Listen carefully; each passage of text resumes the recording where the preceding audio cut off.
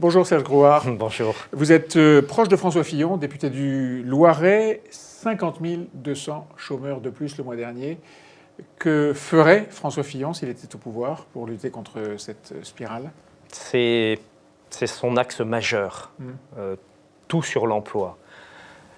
La question, c'est qu'on le dit tous depuis 30 ans. Oui, et que ça ne fonctionne pas très bien. Fonctionne pas. 6 600 000 personnes. Exactement, et on dit qu'on a tout essayé sauf ce qui marche. Ce que veut François Fillon, c'est un choc. C'est une rupture avec des mesures fortes, avec d'un côté la fameuse politique de l'offre, restaurer la compétitivité de la France et des entreprises, évidemment, et de l'autre, redistribuer du pouvoir d'achat pour permettre une politique de la demande et qu'il y ait de la consommation de la part des Français. Voilà, ça c'est l'ensemble.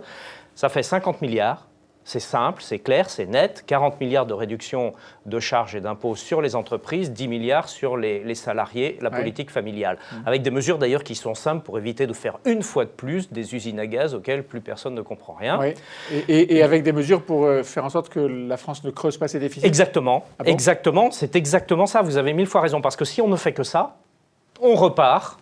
Où on continue d'aller dans le déficit, dans des déficits la dette, abyssaux, et la dette, les impôts et le risque que ça claque un jour ou l'autre. Oui. Parce qu'on est sur un volcan. Aujourd'hui, on a des taux d'intérêt qui sont très bas, donc on tient notamment grâce à cela. Ça ne continuera pas indéfiniment, il faut que les Français en aient conscience.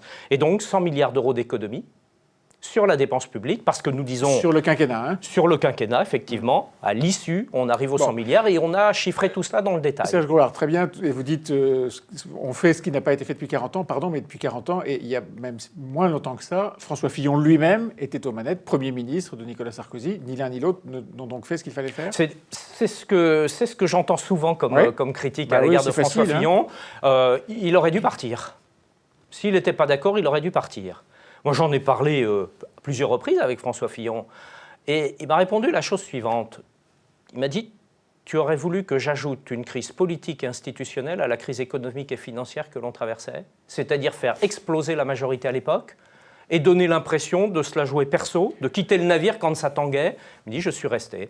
À titre personnel, pour lui, peut-être qu'il a eu tort, mais pour la France, je suis persuadé qu'il a eu raison. Alors, vous le notiez vous-même, tous les candidats... en tout cas, tous ceux qui se présentent sous l'étiquette Les Républicains à la primaire disent qu'il faut baisser les impôts, disent qu'il faut un choc fiscal, tous disent qu'il faut baisser les dépenses. Quelle est la différence entre ces principaux candidats? Je crois que fondamentalement, la différence, c'est que nous disons comment nous allons faire. Et nous pensons... Vous voyez que ça séduit les foules, ça? Mais écoutez, je pense que les Français en ont marre des 30 années qui viennent de s'écouler.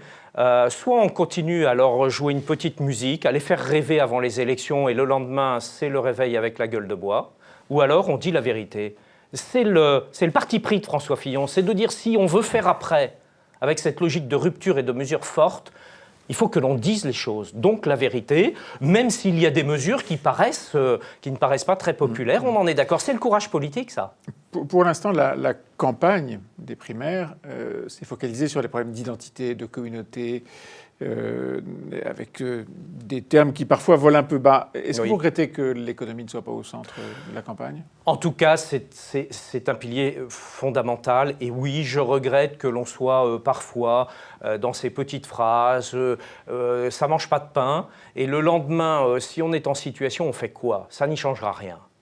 Et aujourd'hui, l'un des messages forts également de François Fillon, c'est de dire tous ces débats sont certes importants, mais quand vous avez, comme vous le disiez, 6 millions de chômeurs, quand vous avez des gens qui ont du mal à boucler les fins de mois, quand vous avez ce sentiment que ça se dégrade inéluctablement et qu'il n'y a pas de perspective, quand vous avez 2 millions de jeunes qui n'ont rien, on dit effectivement qu'il faut mettre l'économie et donc le social au cœur des préoccupations, qui sont bien celles des Français d'ailleurs. Bon, tout ça est sérieux, le diagnostic est sérieux, les propositions sont sérieuses, le programme, tout le monde le dit, est probablement celui qui a été le plus travaillé de tous les candidats, en tout cas de tous les candidats qui font la course dans disons, le quatuor de tête des Républicains. François Fillon a de bons sondages de popularité, il n'a pas de bons sondages d'intention de vote. Pourquoi ce décalage ? Écoutez, nous, ce que l'on regarde, c'est sur les sondages.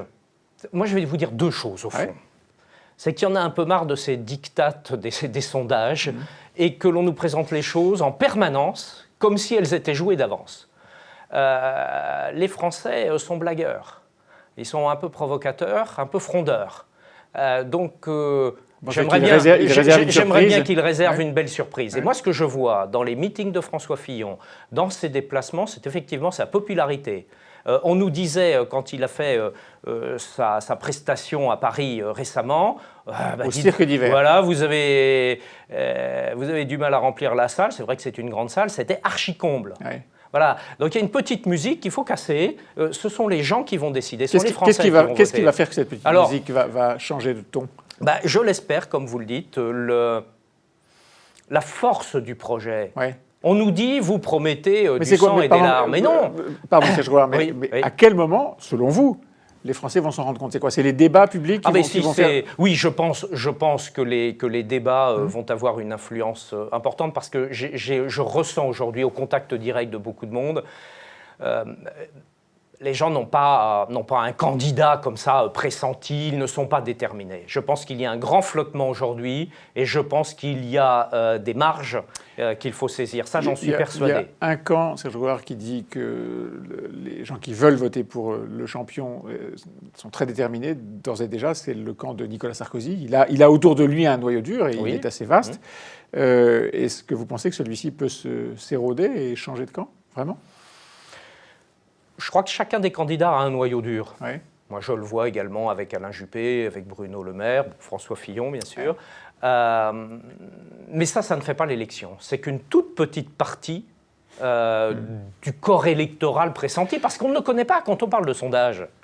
On ne connaît pas le corps électoral. C'est la première élection de ce genre. Sur une base que l'on ne connaît pas. Vous pensez qu'ils ne sont pas fiables? Je pense qu'ils ont une grosse marge d'erreur. Cette semaine est une semaine qui risque d'être coûteuse pour Nicolas Sarkozy. Buisson sort un livre qui probablement réglera quelques comptes avec l'ancien président de la République. Il y a une émission envoyée spéciale sur... le scandale Big Malion qui est programmé cette semaine à la télévision. 2 grands flics qui sont assez proches de Nicolas Sarkozy sont mêlés à une affaire de justice, on ne sait pas vraiment laquelle. C'est une semaine difficile, je disais. Est-ce que vous pensez que ça peut le faire décrocher? Est-ce que ça vous donne de l'espoir, au fond, tout simplement? Nous, on ne raisonne pas là-dessus. On ne raisonne pas sur les difficultés de tel ou tel pour dire on en profite, ça nous arrange. Non. Aujourd'hui, la situation de la France est grave. On est sur une pente de déclin et qui n'est pas irréversible. Et nous, notre objectif, notre obsession, c'est de leur répéter, de dire qu'il y a les clés du redressement pourvu qu'on veuille les prendre. Et c'est toute la logique de Fillon. Donc on n'est pas dans le sorte de rivalité médiocre. Et puis je vais vous dire un truc, moi, de tout ce que j'entends partout sur le terrain, c'est que les gens en ont ras-le-bol de ça. Ils nous demandent de prendre de la hauteur, ils nous demandent d'avoir le courage de dire la vérité. Sinon, que se passe-t-il? On le voit à chaque élection et on se lamente tous les dimanches d'élection. De l'abstention et du vote extrême. Nous, on dit qu'il y a une autre possibilité avec un autre cap. Merci beaucoup. Merci à vous.